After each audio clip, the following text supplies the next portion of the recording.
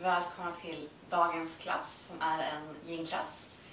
Tema höfter. Och viktigt att tänka på när jag jobbar med höfter är att slappna av. För vanligt är att man håller andan och så biter ihop och tror att jag bara trycker lite till så blir jag rörligare. Och hemlis, det här är inte riktigt så, det är typ tvärtom. Så förlängning och rörlighet kommer när andas ut, slappna av. Okej? Propp är ett block, eller redskap är ett block. Funkar också bra om du tar en annan matta och liksom rullar upp den, så kan du ha den så. Men vi börjar med att sätta blocket åt sidan. Jag tar mobilen, sätter timer och vi kommer över i duvan. Så om du har ont i knät så är det här första alternativet duvan. Och sen så beroende på rörlighet och så kan du liksom vinkla ut foten så den kommer mer och mer parallell med kortsidan på mattan. Starta klockan där.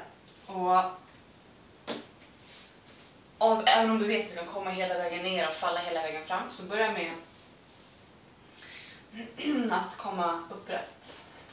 Slappna av käkarna, andas ut. Bakre fotens tår kan vara i, så kan fotryggen vara i, det som känns skönt. Det är yin, så här behöver du inte tänka att du ska liksom jobba linjärt utan det ska kännas skönt. Så ta första sekunderna att känna lite på vinkeln på benet, var ska höften vara. Och sen börja andas ut och fälla framåt. Och här kan du ta en kudde eller ett block och kanske stapla huvudet på eller sätta armbågarna på så kan du vila huvudet i. Och målet är verkligen det här att slappna av. Så om du hade planer på att titta på mig under din klass så ställer vi in de planerna nu. Så vanligt så händer alltid spännande på insidan. Så stäng ögonen, hitta det som känns skönt. Och landa i positionen. Och är det här som jag gör dina 120%. Backa upp och ladda på dina 60.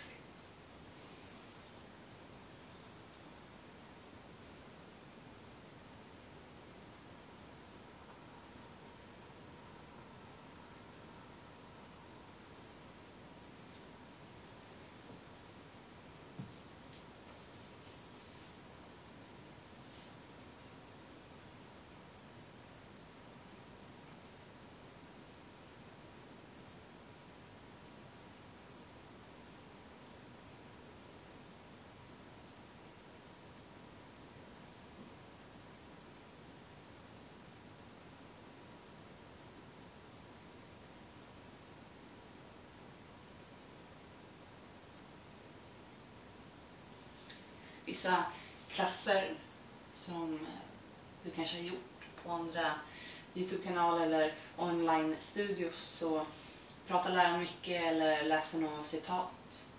Och det kan vara otroligt härligt och mysigt, men ibland så är det vi finner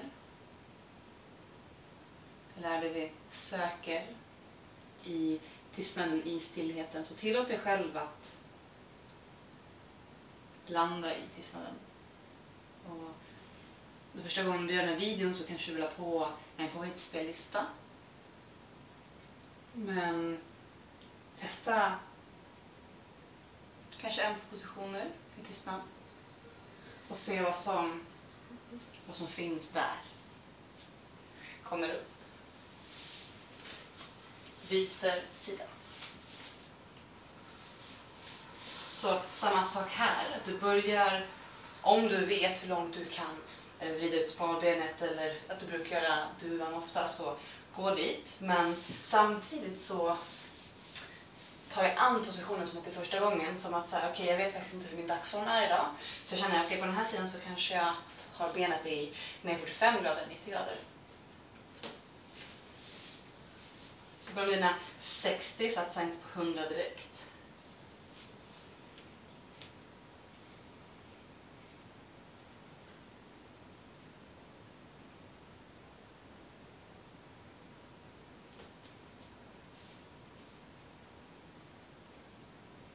Och du kan nästan använda käkarna som detektorer om du har spänning i höften eller om du har lyckats slappna av. För känner att det är lite stelt här uppe eller runt tinningarna så har du definitivt inte slappnat av i höften.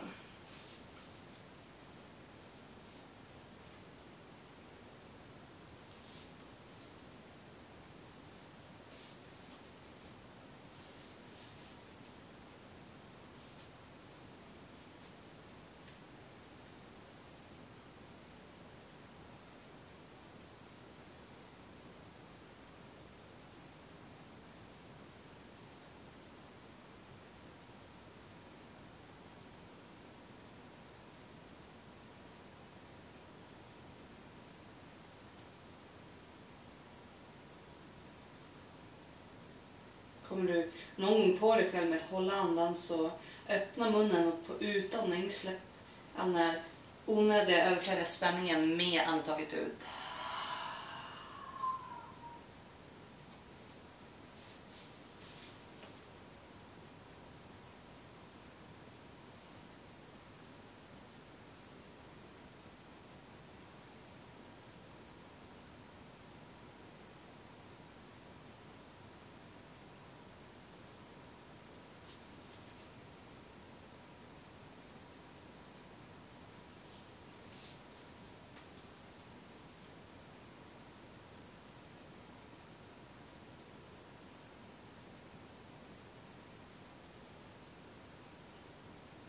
Förmodligen så kommer det komma tillfällen då du vill röra på dig, kanske fixa bakre foten eller stryka undan håret ur pannan eller någonting.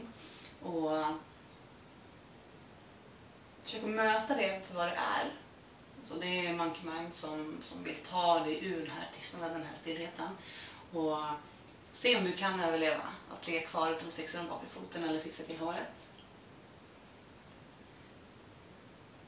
Jag vill inte sia för mycket om framtiden, men jag kan nästan garantera att du kommer att överleva även fast foten känns som att den skulle varit lite skönare om du bara sträckte på tårna.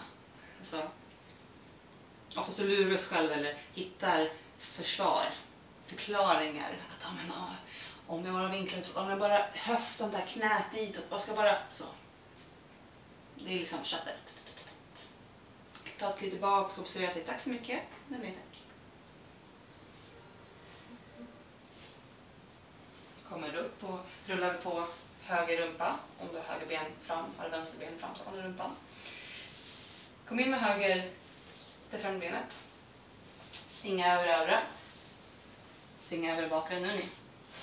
Och lägg det bakre knät verkligen tight i knävecket. Kom sitta på rumpan. Och kolla att fötterna är på samma nivå. Så håller du upp bakfötterna så är de där. Inte ena fram, andra bak, utan fötterna på samma nivå. Och kolla här utrymmet mellan knäna. Sätter på klockan. Sittbenen vill bara i mattan. Och du kan börja uppåt.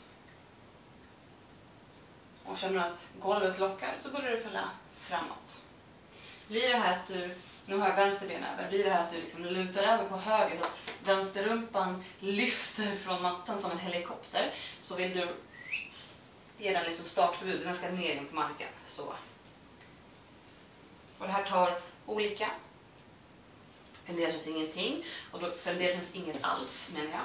Och då kanske du måste dra in fötterna närmare eller lägga fötterna längre ut. Det kan också vara just det här att helikoptern har lyft. Så återigen, ta de första sekunderna eller minuten åt att hitta där du vill vara, dina 60%. Och sen landa där. På en vanlig klass för mig så liksom, tänk kobran i hjärtat och rät ut ryggen. Men eftersom det här är yin så tänk mer andas ut. Och det innebär för dig att landa neråt.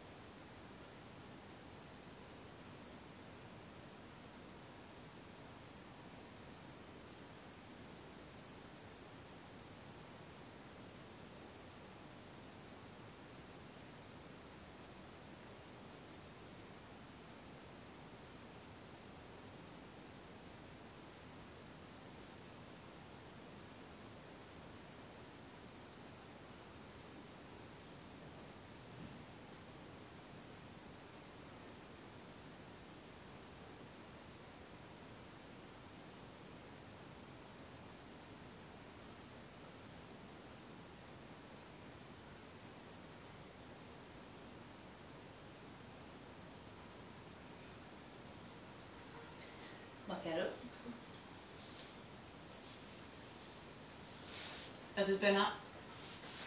Korsa över. Ställ på alla 4 igen för att minska avståndet mellan knä och knäveck. Kom bak. Jag startar klockan och hitta fötterna på samma nivå. Så förslagsvis samma nivå som du hade på andra sidan också. Samtidigt så är sidorna olika. Så respektera det. Den här gången har jag höger knä över. Och då är det en tendens att höger rumpa blir helikoptern. Så ner med höger sittben. Hitta höjden. Och på utandning. Slappna av. Kanske väl fram.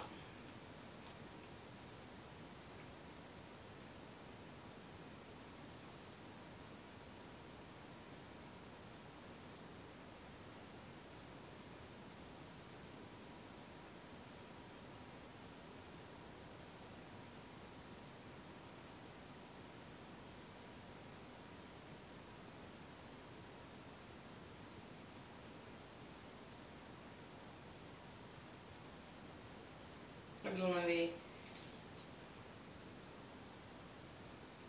har satt upp ett mål, kanske att jag ska inte äta socker på en vecka eller jag ska inte prata med mig själv på mattan, och så blir det ändå att du slängde i den där glassen, att du tänkte den där tanken och sen nu är allting kört så jag kan lika sitta här och göra listan i huvudet.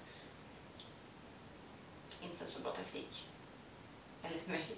Så har du försvunnit iväg tankarna och ändå fixa till den här foten som hon sa att jag skulle hålla stilla. Ja, så då fick du till foten. Nollställ. Och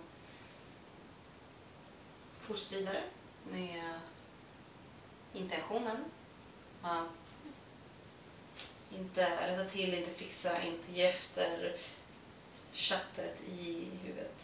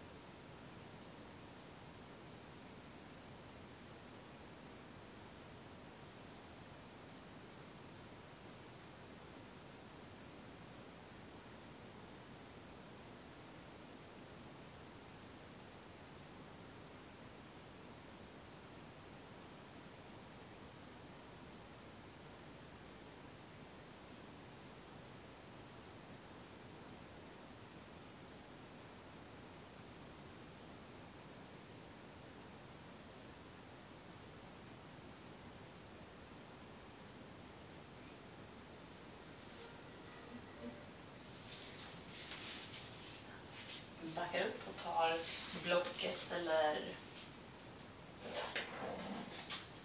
mattan. Kommer upp med fotsulorna. Och det är inte en guldstjärna som kan komma närmast höften med fötterna, utan det ska vara skönt. Fotsulorna ihop. Bekvämt avstånd från höften. Kommer liggandes på blocket. Så blocket, du ser min tippen, spetsen på min skuldra här. Blocket vill ligga under den. Så att den vill inte att skulden kommer på den, utan den vill ligga under den. Fotsulor ihop.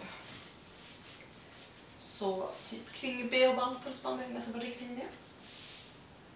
Och du får välja ifall du vill ha på lägsta nivå eller ifall du vill vrida upp. Och ifall du vill ha händerna ner i magen eller upp över huvudet i kaktus. Tänk på att om du vill ha händerna upp så måste du flytta blocket lite längre upp än vad du tror. För när du lyfter upp händerna så kommer skulderna lyfta på sig. Jag startar klockan där.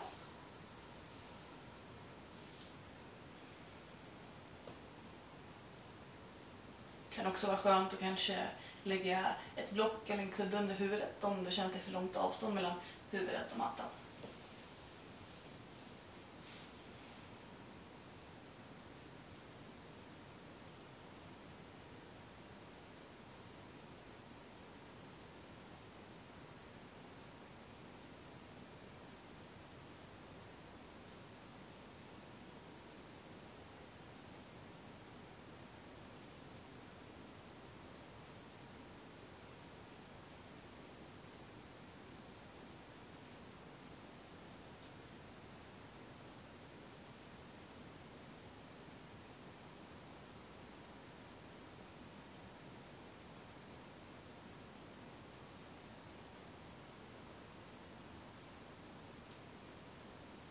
känner du att du har lagt fötterna för nära och du inte kan slappna av i höften, så är det helt okej att lyfta bort fötterna.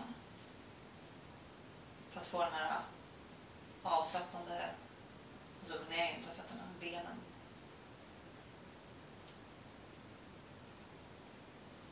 Det kan också vara skönt att kanske lägga block eller kuddar under låren som kan vila mot dem.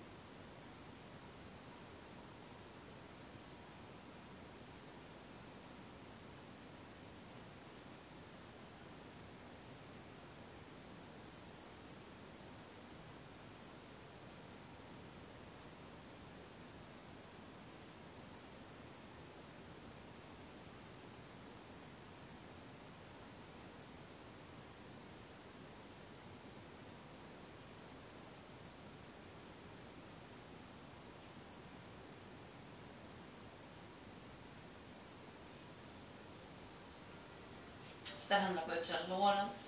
Kommer ihop. Underarmarna i mattan. Och lyft dig själv upp. Bort med blocket. Sista positionen. Shavasana. Låter benen bli raka. Fötterna faller dit de faller. Kommer ner. Glider ihop skulderbladen. Inåt lite lätt så du får det här breda öppningen över nyckelbenen. Armarna längs kroppen, handflatorna upp.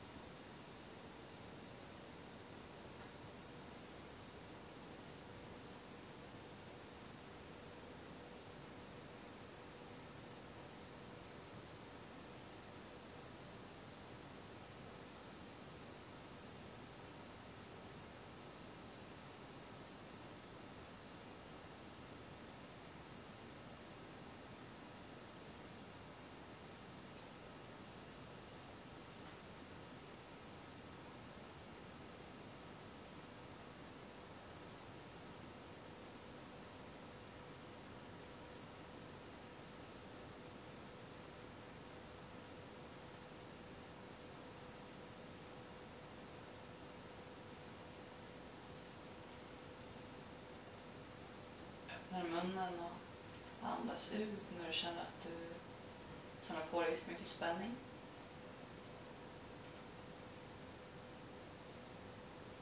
Även om du inte vill fixa hår, tussar eller klia eller ändra kroppen, så känner du någonstans att det här är inte vart den här kroppsdelen ska vara. Så se om du kan slappna av där. Du kan automatiskt landa på ett sätt som känns bekvämt.